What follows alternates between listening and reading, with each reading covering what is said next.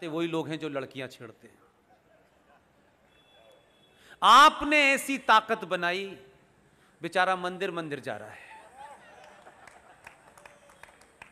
और आपको रोज बताता है कि देखो मैं मंदिर भी जाता हूं, जनेऊ भी पहनता हूं। मां ने सिखाया नहीं कि मां ऐसे खानदान से आई नहीं थी कि जनेऊ पहनाए जाएं, तो जनेऊ वो कभी कुर्ते के ऊपर पहन लेता है, कभी सीधे हाथ पे लेता है, कभी उल्टे हाथ पे लेता है।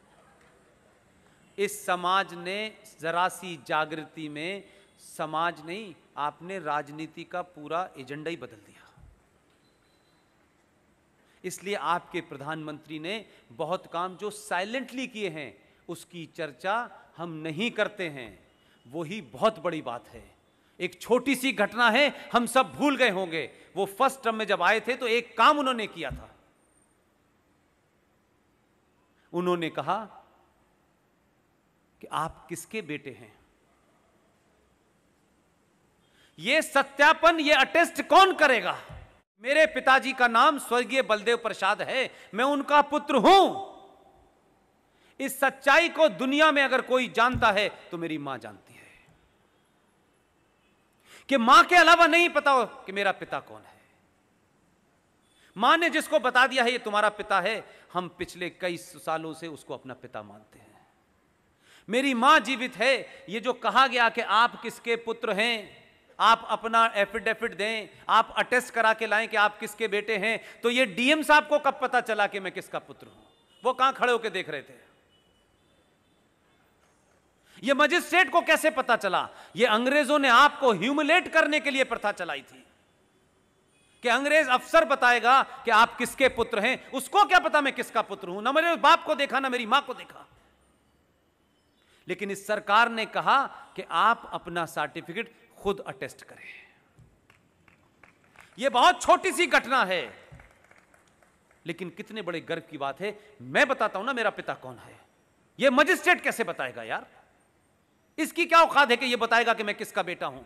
ना मेरी मां को जानता, ना मेरे बाप को जानता, लेकिन उसके ठप्पे के बाद ही यह होगा कि मैं किसका बेटा हूं। इसलिए मैं उस बात को दूसरे तरीके से भी कहता हूं कि इस संसार में अगर सबसे बड़ी कोई दो शब्दों के अंदर कोई बात कही जाए, कहा जाए कि सबसे बड़ा सच क्या है धरती पे, तो सबसे बड़ा सच है मां। मां ने मुझे अपने पेट में रखने के बाद मुझे जन्म दिया है, वो बदल नहीं सकती।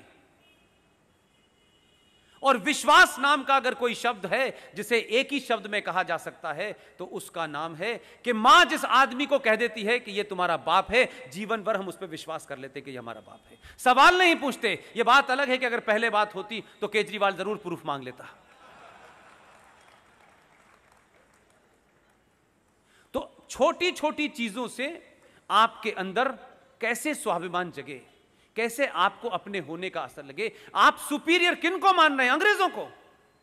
वो बता गए क्योंकि उन्होंने ये प्रथा इसलिए चलाई थी, उन्हें राज करना था। अब देश आजाद हो गया, ये प्रथा खत्म होनी चाहिए। इसीलिए भारत के राष्ट्रपति के घर में जो छोटा सा बदलाव हुआ उसकी बारे में बात नहीं होती। हमें सिर्फ 370 और 35 पे नजर आती है। बहुत सारी घटनाएं ऐसी हुई हैं जो आपको पता नहीं है, और बार बार आपके माध्यम से रिमाइंड कराता रहता हूं मैं। जरा इन चीजों को भी सोचो। हर चीज में प्रॉफिट लॉस नहीं होता, हर चीज मटेरियलिस्टिक नहीं होती, कुछ चीजों का फिलोसफिकल मीनिंग होता है। पहले टर्म के प्रधानमंत्री बनने के बाद राष्ट्रपति चले गए। राष्ट्रपति भवन में जाकर उन्होंने पूछा कि भारत की पहचान के रूप में भारत में जितने भी विदेशी मेहमान आते हैं, जब आप उनको विदा करते हैं तो भारत की पहचान के रूप में क्या दिया जाता है? वो कांग्रेसी थे, उन्होंने बिना कुछ सोचे समझे कह दिया कि हम ताजमहल देते हैं। ताजमहल भारत की पहचान हो सकता है? नहीं। उसमें मेरा दूसरा पॉइंट भी है। कुरान में, इस्लाम में कब्रें हराम हैं। कब्र का कंसेप्ट इस्लाम में नहीं है।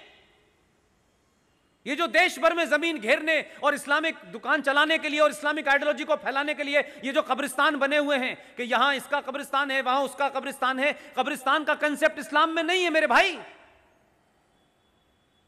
मोहम्मद साहब की कब्र देखी है कहीं आपने? नहीं है। इस्लाम में किसी की मौत हो जाने के बाद उसे दफना दिया जाता है, लेकिन उस कब्र के ऊपर कोई ईंट नहीं लगाई जा सकती, उसके बाद वो फिर दोबारा से जमीन वैसी हो जाती है। लेकिन भारत और पाकिस्तान और इस इलाके के अंदर Islam is not a religion, Islam is a political ideology to capture power. इस एजेंडे के साथ चल रहा है। यानी ताजमहल को आप कितना भी सुंदर बना दें, लेकिन उसके मूल में दो कब्रें हैं कि दो लोग सो रहे हैं, दो प्यार करने वाले सो रहे हैं, ये बताया जाता है। उस कहानी पर नहीं जाना चाहता कि वो प्यार था क्या था, मैं नहीं जानना चाहता, वो मेरा इशू नहीं है। लेकिन आप कब्रों को कब से अपने घर में रखने लगे? उनके तो हिसाब से गैर इस्लामिक है। हिंदू पद्धति में भी क्या अस्थियां हम अपने घर पर रखते हैं? तो कब्र को खरीद के क्यों लाते हैं? और क्यों वो भारत की पहचान बना दी गई? और भारत उसे शान से विदेशी मेहमानों को दे रहा है। और अगर आप दे रहे थे तो विदेशी मेहमान भी यही समझ रहे हैं कि इस देश में जो मुगल बादशाह आए थे वो भारत की धरोहर है। मैं गलत कह रहा हूं? आप उन दौर के लोगों की कोई चीज देते हैं तो इसका मतलब है आप मानते हैं। इसीलिए छोटी सी घटना का फर्क कितना बड़ा समाज पे होता है। इन्होंने पूछा, उन्होंने बेफिक्री में बता दिया कि ताजमहल देते हैं। ये साहब अपना होमवर्क करके गए थे। इन्होंने कहा ताजमहल पहचान कब से हो गई? उन्होंने कहा ये दिया जा रहा है, ये परंपरा है। उन्होंने कहा बंद कर दीजिए। उसी दिन से एक फैसला हुआ। ये बहुत बड़ी खबरें नहीं हैं, लेकिन मेरे लिए बहुत बड़ी हैं, आपके लिए बहुत बड़ी हैं, कि ये जो दिन में रात में सरकारें चलती हैं, इन सरकारों में हजारों काम ऐसे होते हैं जिसका प्रचार 370 की तरह नहीं किया जाता। उस शख्स ने उसी दिन एक आदेश जारी करवाया, राष्ट्रपति भवन से वो आदेश जारी हुआ और ये कहा कि आज से ताजमहल भारत की पहचान नहीं है। भारत की पहचान क्या है? उसने आदेश दिया, क्योंकि उसका होमवर्क पहले से मौजूद था। दुनिया में जितनी भी भाषाएं हैं, उन भाषाओं में गीता छपेगी और गीता ही भारत की पहचान के रूप में दी जाएगी।